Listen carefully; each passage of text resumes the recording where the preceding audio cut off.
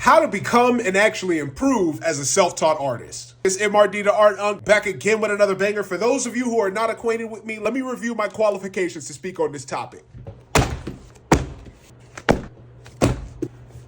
These are my sketchbooks from the last, I want to say 4 years. There's 5 here, and then the sketchbook I'm currently working through, I really don't have that much left. I draw a lot. I am not a professional artist by any stretch of the imagination, but what I did want to show you is I have been making consistent progress over the last few years, and I've kept that progress up. There has not been 3 months that have gone by without me getting better. Some of you guys have not gotten better in 2 years, and you don't know why. That's what I'm here to fix. You will see improvement if you try this out for even 2 or 3 months. So, step 0 to getting better at art is all around mindset.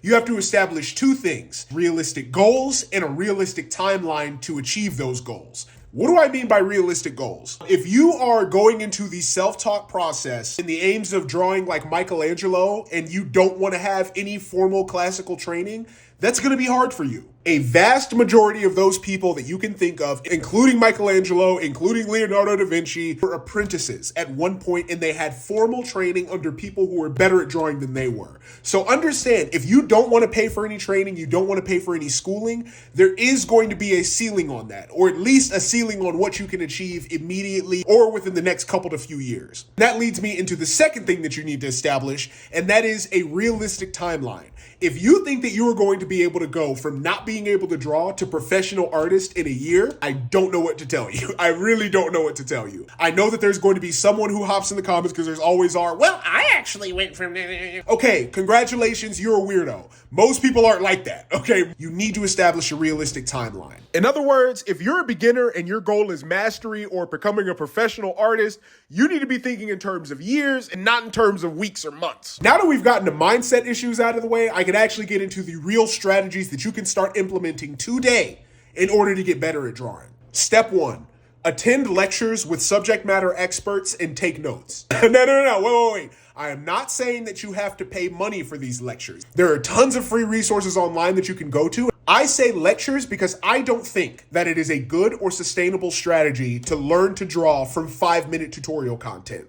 People don't just watch a whole bunch of 5-minute tutorials and then they become one of the greatest artists in the world. That's just not the way that it happens. You can still consume free content. You just have to change the kind of content that you're consuming. If the video is less than 15 minutes, skip it.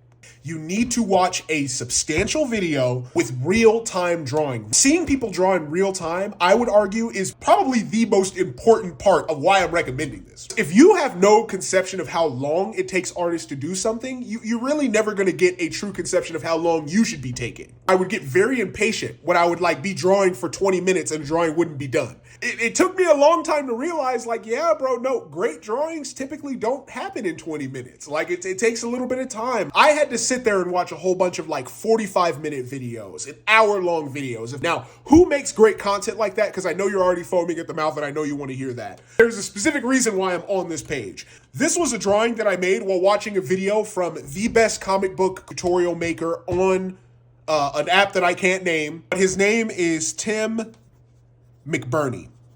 If you are aiming to make graphic novels or comic books regardless of style, Tim McBurney is a credit to the kind of art that we are aiming to make. He is releasing weekly content of some of the most thorough tips, pointers, inspiration that I could ever possibly provide for you guys. He has a 45-minute video on tree roots.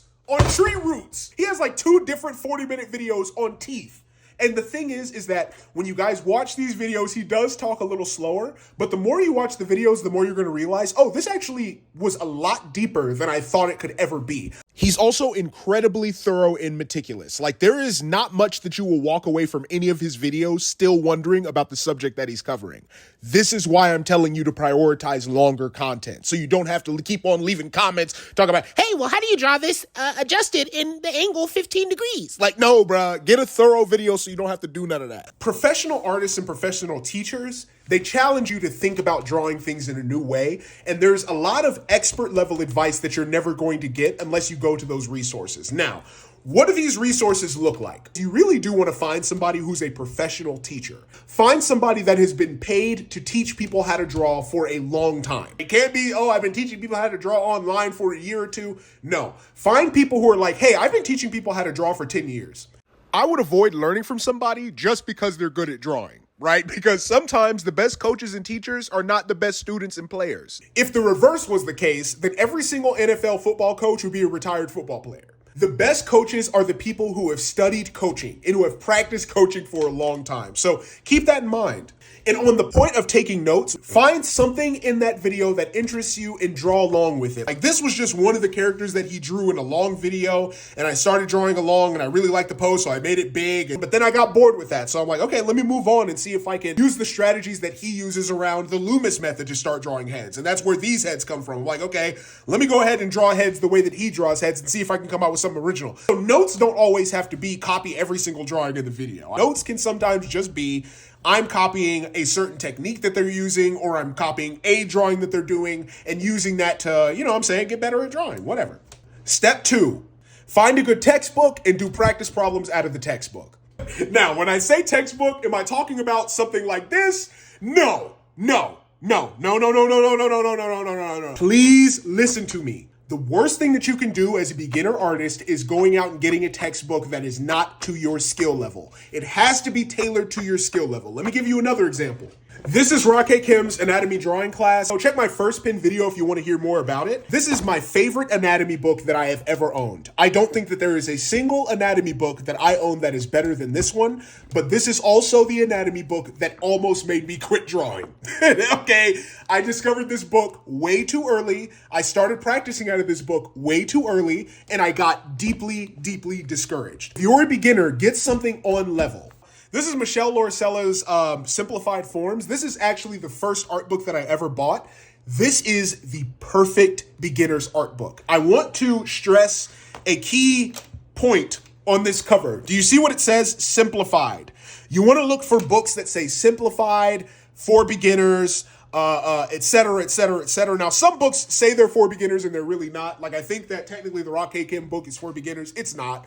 But this one, what's special about it is that he breaks down anatomy into very basic shapes. The benefit of this is that you can avoid all that, oh, well, to get better at drawing, you just have to draw boxes. That shit never worked for me. I never wanted to do that shit. That shit was boring as fuck. I never wanted to sit down and draw boxes. But this book made me sit down and draw boxes just in a way that I preferred to do a little bit more. Now, earlier, I said do practice problems out of the book. Now, what did I mean by that? This is what I mean by do practice problems. Get into the book, find a drawing that interests you, and start copying the drawings. And don't just copy the drawings of like, oh, I'm going to copy this line and then blah, blah, blah. Draw it the way that they're telling you to draw it. And if the book is in English, read the words, nigga.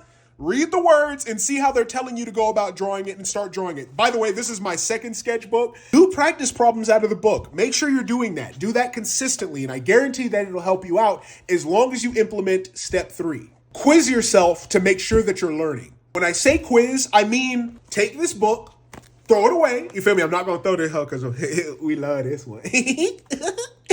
But take your book, throw it away, and try to draw from imagination. Try to implement the strategies that you learned from the book. The important part is that you're doing it from memory. This is how you quiz yourself. This is how you gauge if you're actually learning. If you only ever study out of the book, congratulations, you're getting very good at drawing from reference. You really do need to diversify and start drawing from imagination more.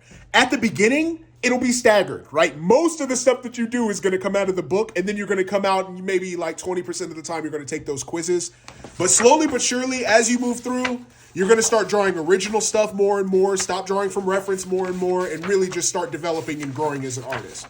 And finally, after a long-ass video, we've made it to the final step, step 4. Take periodic tests to gauge your progress. But MRD, how does that differ from step 3? Walk with me, I'm going to explain it. The quizzes are lower effort and lower pressure, right? It's there to test your knowledge, but it's not necessarily there to push you as far as you can possibly go.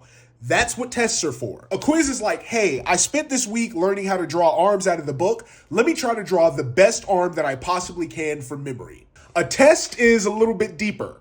A test revolves around this question. What do you want to do? So let me give you an example. I really want to write graphic novels, and the most important part of that for me is the characters and anatomy. If the characters and anatomy are good, at least this is how I felt when I first started. Now I'm recognizing the importance of backgrounds and practicing those. But at the very beginning, I was kind of like, hey, if my people and my anatomy is good, everything else can take the back seat, but I want that shit to be cash money. So if I want to take a test, I'm going to draw one of those characters as good as I can possibly draw them. And I'm going to gauge my progress and see whether or not it's lining up with what I want to do and what I aim to do at the very beginning when I was setting my goals. Whatever that thing is for you, do that to the best of your ability. Give it your all. I'm not saying that it has to be complete. I'm not saying that it has to be inked. I'm not saying that it has to be colored. But what I am saying is the base level drawing has to be done to the best of your ability. So just for funsies, let me show you some of my test sketches over the years. So first, I'm going to show you guys some of my earliest test drawings that you guys would have seen on TikTok if you've been following me this long. And then I'm going to follow up by showing you kind of my more recent test drawings, because I do a lot more now than I did then. This is one of my earlier test drawings. I guess I wouldn't necessarily call it a drawing. It's ink and marker. Sometimes as a beginner artist, we start putting color on stuff and we drown everything in color, and that covers up some of our mistakes. But what you realize is that the more experienced somebody is who's looking at your art, the more that they can kind of see those highlights of an amateur artist. But one of those would definitely be the hands. So I didn't know how to draw hands, so I drew the hands really small. And it's so funny, bro, because I didn't even realize that I was doing it at the time. And then, of course, there's the infamous ear, right? You guys told me about the ear. There were like 2 or 3 comments about the ear. On the lowest of low keys, it hurt my feelings. Because I was like, bro, like, Spider-Man got ears, right? And it's a soft mask. He's not wearing a shell over his head, so you go see his ear poking out. So I love this drawing. Even now, I don't think that it's a terrible drawing. And that leads me to my next one. Oh, brother. I'm going to be real, y'all. I have not wanted to look at this one since I originally drew it. When I first drew it, I thought it was cold. I'm not gonna lie, because I'm not gonna do that thing where people are like, oh, I knew it was bad the whole time. Nah. At the time that I drew it, I knew it was cold. Maybe like a week after posting this shit, I really started looking at it and I was like, bro, this shit is not it, bro. Like, the hatching is messy. Of course, I know I made a whole video about this. Maybe I'll put it here. I overpainted the hairline, ripped up the paper. This hatching it's a mess. And again, I love it because in this picture, you can see all of the hallmarks of what my style would eventually be. It's just executed very, very poorly. And finally, after this, I'm going to go into one that I'm actually kind of proud of even today. And this is not the actual drawing. It's just I don't necessarily own the original because this was a commission that I did for Squin. Shout out Squin. Squin is the first person that ever bought a drawing or art from me. I love you down, Squin. Thank you for that. But if you're wondering why I have this on hand, it's because this is the first version that I drew. And I hated it. It did not wind up the way that I wanted to. So I actually went back to the drawing board and redid it just so Squin could have something and pay for something that I was actually proud of. And the subsequent drawing, I'm going to put it up on screen now, I thought turned out pretty well. Some people, there was like one person that commented, what happened to her face? And that actually like low-key made me mad because I'm like, bro, why would you say that shit? And it was somebody that was an actual fan. I'm not going to lie. So I'm not too much. And don't go back there and find that comment and say something to him. I might have deleted it low-key. Knowing how I am, I might have deleted that shit. But I think that in all of these, you see kind of the same sort of mistakes, the same sort of amateur habits. And some of those habits still exist in my art today, and I'm working to get rid of them. But looking back on these is so nostalgic because I really thought that this shit was cold. I thought this shit was the coldest shit that I could possibly do. I thought this shit was cold. And now that I'm drawing the way that I am now, it's just completely changed my perspective. All of these were from 2022, a couple of years ago. So let me get into my current sketchbook. So let's crack this open and see what I would consider test drawings from out of my current sketchbook. This is one that I would definitely call a test drawing. I know that it's in pencil. I know that that's gonna bother some people. But really the reason why I did it in pencil is because it was the closest thing that I could find to mimicking digital inking and that I could erase and replace things. So if you wanna ask what I wanted my drawings to look like, at least at this time, this was like literally take this and outline it in pen, and that's what I want my style to look like. So this is one that I spent a decent amount of time on just to get right, especially the clothing. So I'm still really proud of this one. There are certain things about this that I would change, especially since it's been a couple of months. My style has evolved even further, but I still think that this is a great drawing. I'm putting another one up on screen now so you can see kind of what my digital workflow looked like, or at least what I was trying to build out when I was more convinced that I was going to be inking digitally. There's a lot that I would change about this piece, but again, it's something that I'm proud of and something that I think is vastly better than anything that I was doing a few years ago. I want to cover some of this up because I have some ideas in here that I really don't want to expose to the whole world, but I wanted to show this one just to show that like test drawings don't have to be these massive big undertakings. Sometimes a test drawing is just like, hey, if I was going to draw this facial expression and put it in a panel in one of my stories, what would it look like, right? And this is what, at least a few weeks ago when I drew this, what you could expect from what my quality would be. And again, still working on it, still evolving, but comparing the inking behind these two, it's just night and day. You're free to disagree, that's how art works, but if you disagree, you're wrong. Now, did I go through all of that to flex on y'all and say, oh, well, I'm so good at drawing now, I'm basically a professional, you all suck, and I'm really good, and whatever? No, like that's not what this whole section was for. This section was to prove the value in taking the tests and prove the value in keeping those tests and keeping them close by and always being able to look at them and reference them, because you need the milestones to show yourself that you're getting better. If you can't see your progress and you can't chart your progress, then your motivation's going to be low. It has to be low because you're not seeing the development that you aim to see. You have big goals and you set those goals at the very beginning. If you're not seeing how you're moving towards those goals, you will get discouraged and you're more likely to quit. In passing the major milestones that tests can be for you, it's almost like moving to another grade. Wait.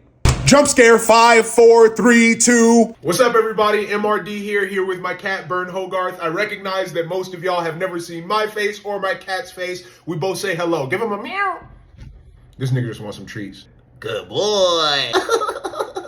Ignore the fact that I ain't got no sheets or pillowcases on my bed. I'm washing them hoes. Some of y'all ain't washed y'all shit in 6 months. Go wash them hoes. Disgusting! Some of y'all have already caught on to the point of this video, and for those who haven't, did I just trick you into watching a 20-minute video on the importance of school and why you should be taking it seriously? Yeah, nigga. Yeah, nigga. Now look, don't click off the video, I promise you. If you're the type of person that rolled their eyes at that, or you hated it on premise because you had a bad experience at school, I think that this next part of the video is actually going to be the most important part for you to watch. I've looked at my analytics. Most of my audience is under the age of 24. There is a very good chance that a vast majority of the people who follow me are high school aged and college aged. And you're currently working your way through life and you feel a little lost. You are learning a lot of information that you believe is pointless. And because you've had that experience, not only do you hate school, a lot of y'all just hate learning. A lot of you grew up hating school because you never actually realized what school was for. School was not about what you learned. And that's the thing on social media that I see the most. People are like, We wasted all this time learning about the Mayflower, and I ain't never needed to know nothing about the Mayflower ever.